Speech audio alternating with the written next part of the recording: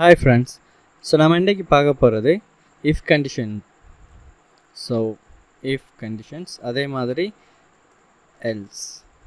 அதாவது if use பண்ணுறது எப்படி, else யூஸ் பண்ணுறது, அதே மாதிரி ELIF else if எப்படி யூஸ் பண்ணுறதுங்கிறது சம்மந்தமாக தான் நம்ம பார்க்க போகிறோம். ஸோ ஃபர்ஸ்ட்டுக்கு if conditions அதே மாதிரி else condition பார்ப்போம். ஸோ if else condition என்னத்துக்காக வேண்டி யூஸ் பண்ணுறதுன்னு பார்த்தீங்கன்னு சொன்னால், ஸோ நம்ம ஆல்ரெடி நம்ம கம்பேரிஷன்ஸ் ஆப்ரேட்டர்ஸ் எல்லாம் யூஸ் பண்ணியிருந்தோம். ஸோ சரியான முறையில் ஒரு ஆள் ஒன்றை சூஸ் பண்ணாராக இருந்தால், இப்போ ஒரு 4 ஆப்ஷன்ஸ் நம்ம கொடுத்துருக்கோம். ஸோ 4 ஆப்ஷன்ஸ்லேயும் அவர் ஒரு ஆப்ஷனை சூஸ் பண்ணாராக இருந்தால் அந்த ஆப்ஷனுக்குரிய ஒர்க் நடக்கணும். அல்லது 2வது ஆப்ஷனை சூஸ் பண்ணால் 2வது ஆப்ஷனுக்குரிய ஒர்க், அல்லது 3வது சூஸ் பண்ணும்போது 3வது ஆப்ஷனுக்குரிய ஒர்க் அது நடக்கணுமா இருந்தால் நம்ம அதை எப்படி கோடிங்ஸுக்கு மாற்றலாம் அதை பார்த்தீங்கன்னா கம்பேரிஷன்ஸ் ஆப்ரேட்டர்ஸையும் யூஸ் பண்ணி அதே மாதிரி இந்த இஃப் கண்டிஷன்ஸையும் யூஸ் பண்ணும்போது தான் நம்ம எக்ஸ்பெக்ட் பண்ணுற அந்த அவுட்புட் வந்துட்டு நமக்கு கிடைக்கக்கூடிய மாதிரி இருக்கும். சரிங்களா? ஸோ இஃப் கண்டிஷனை பொறுத்தவரையில் அது ஒர்க் பண்ணணுமாக இருந்தால் நமக்கு பூலியன் வேல்யூஸ் மட்டும்தான் தேவை. சரிங்களா? ஸோ இப்போ உதாரணமாக இஃப் கண்டிஷன் ட்ரூவாக இருந்தால்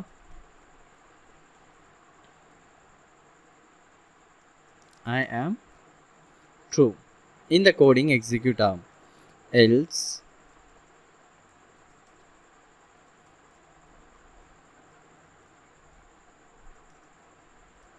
I am false. சரிங்களா? ஸோ இங்கே பாருங்கள். ஸோ இஃப் கண்டிஷனில் நான் இங்கே ட்ரூ யூஸ் பண்ணியிருக்கேன், அதே மாதிரி எல்ஸ் யூஸ் பண்ணியிருக்கேன், இஃப் யூஸ் பண்ணியிருக்கேன், அதே மாதிரி எல்ஸ் யூஸ் பண்ணியிருக்கேன். இப்போ உங்களுக்கு ஒரு டவுட் வரலாம், இது என்னது இவர் எழுதியிருக்காருன்னு சொல்லி.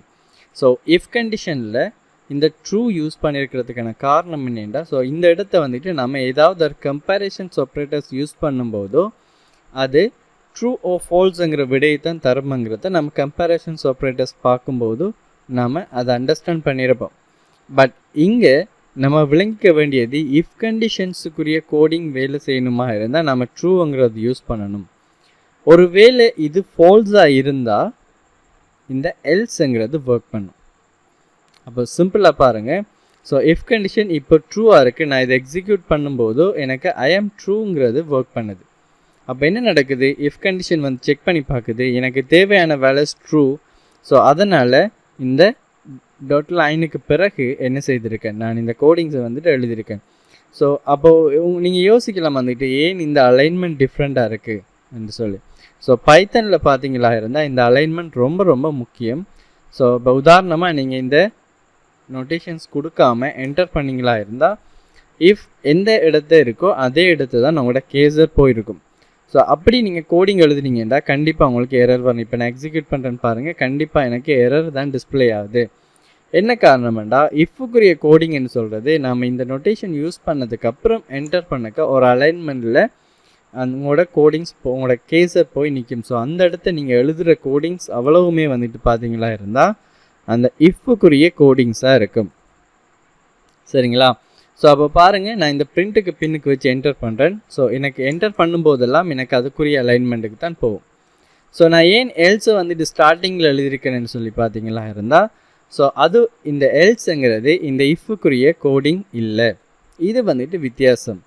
ஸோ அப்போ இந்த எல்ஸ் என்ன காரணத்துக்காக வேண்டி இங்கே யூஸ் பண்ணுறோம். அப்போ நம்ம எல்ஸுக்கு ஏன் நீங்கள் ட்ரூ அல்லது ஃபால்ஸ் எதுவுமே நம்ம கொடுக்கலேண்டா, இஃப் யாரை ரிஜெக்ட் பண்ணுறாரோ அவங்க அவ்வளோ பேரும் இந்த எல்ஸுக்குள்ளே வருவாங்க. அப்போ நான் இங்கே செக் பண்ணி பார்க்கன்னு பாருங்கள், இந்த இடத்த ஃபால்ஸ்ன்னு சொல்லி கொடுக்கேன், எக்ஸிக்யூட் பண்ணுறேன்னு பாருங்கள், எனக்கு ஐ ஆம் ஃபால்ஸ்ன்னு சொல்லி விட டிஸ்பிளே ஆகுது. ஏன் ஃபால்ஸ் கொடுத்ததும் இஃப் அண்டர்ஸ்டாண்ட் பண்ணிக்குவார். ஸோ எந்த கோடிங்கை நான் இதை எக்ஸிக்யூட் பண்ணக்கூடாது என்று சொன்னதும் இங்கேருந்து த்ரோ பண்ணப்பட்டு அடுத்த லைனுக்கு வந்துட்டு, அதாவது இந்த லைனை இக்னோர் பண்ணிவிட்டு எல்ஸுக்கு வந்து எல்ஸில் இருக்கிற கோடிங்ஸ் வந்துக்கிட்டு எக்ஸிக்யூட் ஆகும்.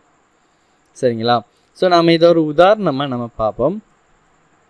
ஸோ நான் இங்கே என்ன செய்கிறேன்டா, பிரிண்ட்னு சொல்கிற ஒரு ஃபங்க்ஷனை யூஸ் பண்ணிவிட்டு டபுள் கொட்டேஷன்ஸுக்குள்ளே வெல்கம் டு மை கால்குலேட்டர் என்று சொல்லி ஒரு ஹெட்டிங் ஒன்று போடுறேன். அதுக்கப்புறம் ஓப்பன் க்ளோஸ் ப்ராக்கெட் பண்ணிவிட்டு ஒரு கீழே ஒரு அண்டர்லைன் டிஸ்பிளே ஆகிற மாதிரியான ஒரு பிரிண்ட் ஒன்று கொடுக்கேன். அதுக்கு கீழே நான் இப்போ 3 ஆப்ஷன்ஸ் வந்துட்டு கொடுக்கேன். பிரிண்ட் முதலாவது ஆப்ஷன்ஸ் addition சரிங்களா. ஸோ ரெண்டாவது option subtractions, multiplication, division. So subtractions, multiplications, division. So 1 இங்கே 2 கொடுத்துருக்கேன், இங்கே 3 கொடுக்கேன், இங்கே 4 கொடுத்துட்டேன். இப்போ நான் இதை எக்ஸிக்யூட் பண்ணிக்கிட்டவா கீழே எனக்கு ஒரு அவுட்புட் ஒன்று டிஸ்பிளே ஆகுது பாருங்கள். Welcome to my calculator. So 1 additions, 2 subtractions, 3 multiplication, 4 division. So இந்த மாதிரி எனக்கு டிஸ்பிளே ஆகிருக்கு. இதுக்கப்புறம் நான் என்ன செய்ய போகிறேன், ஒரு இன்புட்டை கொடுத்து இதில் இந்த 4 ஆப்ஷன்ஸில் நீங்கள் எதை சூஸ் பண்ண போகிறீங்கன்னு சொல்லி கேட்க போகிறேன். ஸோ இங்கே நான் என்ன பண்ணேன், சிஹெச் சாய்ஸுக்கு சிஹெச்ன்னு சொல்லி கொடுக்கேன். ஸோ இன்புட் ஒன்று கொடுத்துட்டு இங்கே நான் what is your choice or whatever நான் சும்மா ஜஸ்ட் ஒரு ஈக்குவல் வந்து கொடுக்கேன். ஸோ இங்கே பாருங்கள், இப்போது இந்த இடத்த உங்களோட கேசர் வந்துட்டு வெயிட் பண்ணிகிட்ருக்கு. ஸோ நீங்கள் இப்போ 1 கொடுத்தீங்களா இருந்தால் உங்களுக்கு என்ன பிரிண்ட் ஆகணுமெண்டா யூ சூஸ் அட் என்று சொல்கிற மெசேஜ் வந்து உங்களுக்கு பிரிண்ட் ஆகணும் என்று சொல்லும்போது நான் என்ன செய்கிறேன், நீங்கள் இஃப் கண்டிஷன் யூஸ் பண்ணிவிட்டு சிஹெச் நமக்கு தெரியும் இன்புட் யூஸ் பண்ணும்போது நாங்கள் அவங்க என்ன டேட்டா என்டர் பண்ணுறாங்களோ, உங்களோட யூசர் என்ன டேட்டா என்டர் பண்ணுறாங்களோ அது அந்த சிஹெச்சுக்குள்ளே போய் டிஸ்பிளே ஆகும், அந்த சிஹெச்சுக்குள்ளே போய் ஸ்டோர் ஆகிடுமாங்கிறது நமக்கு நல்லா தெளிவாகவே தெரியும். ஸோ அதுக்குள்ளே ஸ்டோர் ஆகிருக்கிற டேட்டா டைப் என்னது, ஸ்ட்ரிங். என்ன காரணம், பை டிஃபால்ட்டாக இன்புட் ஃபங்க்ஷனை யூஸ் பண்ணி நீங்கள் ஏதாவது டேட்டா வேண்டும் போதோ அது ஸ்ட்ரிங் ஃபார்மேட்டில் தான் இருக்கும். ஸோ நான் இங்கே என்ன செய்கிறேன், டபுள் ஈக்குவல் கொடுத்து கம்பேரிசன் ஆப்ரேட்டர்ஸ் கொடுத்தோ அவர் கொடுத்த டேட்டா 1 என்று சொன்னால் நீங்கள் டபுள் கொட்டேஷன்ஸுக்குள்ளே யூஸ் பண்ணணும். யூஸ் பண்ணிவிட்டு இங்கே நான் என்ன செய்கிறேன், அந்த நொட்டேஷன் யூஸ் பண்ணி என்டர் பண்ணுறேன். கேசர் சரியான அலைன்மெண்ட்டில் வந்திருக்கு. ஸோ பிரிண்ட்டுக்குள்ளே எழுதுகிறேன், you selected add function. So பாருங்கள் நான் இங்கே இதை டிஸ்பிளே பண்ணிட்டேன். ஸோ அடுத்தது else என்று கொடுத்துட்டு print கொடுக்கேன் invalid choice. invalid choiceன்னு சொல்லி கொடுத்து விடுறேன். கொடுத்து விட்டுட்டு இப்போ நான் எக்ஸிக்யூட் பண்ணுறேன்னு பாருங்கள். வெல்கம் டு மை கல்குலேட்டர்னு சொல்லி கேட்குது. ஸோ நான் இப்போ 1 கொடுத்தேன்னு சொன்னால் ஓகே, எனக்கு யூஸ் செலக்டட் அட் ஃபங்க்ஷனுங்கிறது வருது. ஸோ எனக்கு அது சரியான முறையில் ஒர்க் ஆகுது. ஒருவேளை நான் இப்போ எக்ஸிக்யூட் பண்ணிவிட்டு 2 செலக்ட் பண்ணுறேன், நான் சப்ஸ்ட்ராக்ஷனை செலக்ட் பண்ணுறது கொடுக்கும்போது என்ன செய்யுது, இன்வெலிட் சாய்ஸ்ன்னு சொல்லி வருது. என்ன காரணம், இங்கே செக் பண்ணி பார்க்குது சிஹெச் டபுள் ஈக்குவல் இந்த 1 சொல்லி செக் பண்ணி பார்க்குது. ஸோ 1 இல்லாத சந்தர்ப்பத்தில் எல்ஸுக்கு ஆட்டோமேட்டிக்காகவே உங்களோட கோட்ஸ் வந்துக்கிட்டு போயிடுது. பட் அப்படி போகக்கூடாது என்று சொன்னால் நாம் என்ன செய்யணுமெண்டா, இதுக்கு கீழேயே எல்ஸுக்கு மேலே தான் எழுதணும் கண்டிப்பாக. ஏன் எல்ஸ் கடைசியாக தான் நம்ம எழுத வேண்டி வரும். ஸோ ஆக முதலாவதாக நீங்கள் இஃப் எழுதணும், அதுக்கு அடுத்தது ஆக கடைசியாக தான் நீங்கள் எல்ஸ் எழுதணும். அதுக்கிடையில் நீங்கள் வேறு கம்பேரிஷன்ஸ் நீங்கள் பண்ண போகிறீங்களாக இருந்தால் ELIFன்னு சொல்லி பைத்தனில் கொடுக்கணும். So CH double equal double கொட்டேஷன்ஸுக்குள்ளே 2 இருந்தால் நான் இந்த கோடிங்ஸை காப்பி பண்ணுறேன். காப்பி பண்ணி அப்படியே பேஸ்ட் பண்ணி போட்டோம். ஸோ இந்த தேவையில்லாத ஸ்பேஸை நான் எடுத்து விட்டேன். ஸோ கொடுத்துட்டு நான் என்ன செய்கிறேன், நீங்கள் சப்ஸ்ட்ராக்ஷன்ஸ். ஸோ அதை அப்படியே காப்பி பேஸ்ட் பண்ணுறேன். 3 மாற்றி விட்டுட்டு இங்கே மல்டிப்ளிகேஷன். ஸோ எப்போவுமே காப்பி பண்ணிக்கிட்டவா சரியான அலைன்மெண்ட்டில் காப்பி பண்ணிக்கணும். பாருங்கள் நான் இங்கே இதிலேருந்து அதாவது எந்த பிரிண்ட் வேணுமோ அந்த பிரிண்ட்டில் எண்டில் இருந்து அடுத்த பிரிண்ட்டில் எண்டு வரைக்கும் நான் போயிட்டு கண்ட்ரோலோட சிஏ காப்பி பண்ணுறேன். திருப்பி எதுக்கு கீழே வரணுமோ அந்த எண்டில் வச்சு பிரிண்ட் பண்ணி வரேன். திருப்பி எனக்கு கீழே டிஸ்பிளே ஆகிட்டுது. நீங்கள் தவறுதலான அலைன்மெண்ட்டில் காப்பி பண்ணி பேஸ்ட் பண்ணிங்களா இருந்தால் அலைன்மெண்ட் வித்தியாசப்படும். அதே மாதிரி பைத்தன் கோட் உங்களுக்கு வேலை செய்யாமல் போயிடும். ஸோ 4வது ஆப்ஷன்ஸ் வந்துட்டு டிவிஷன்ஸ், டிவ் ஃபங்க்ஷன். இப்போ எக்ஸிக்யூட் பண்ணுறேன்னு பாருங்கள். ஸோ எனக்கு இப்போ எல்லா ஆப்ஷன்ஸுமே வேலை செய்யணும். 1 கொடுத்தேன்னு சொன்னால் பாருங்கள் யூ செலக்டட் அட் ஃபங்க்ஷன் சொல்லி வருகிறது. அதே மாதிரி திருப்பி எக்ஸிக்யூட் பண்ணுறேன். 2 கொடுத்தனாக இருந்தால் யூ செலக்டட் சப் ஃபங்க்ஷன் சொல்லி வரும்.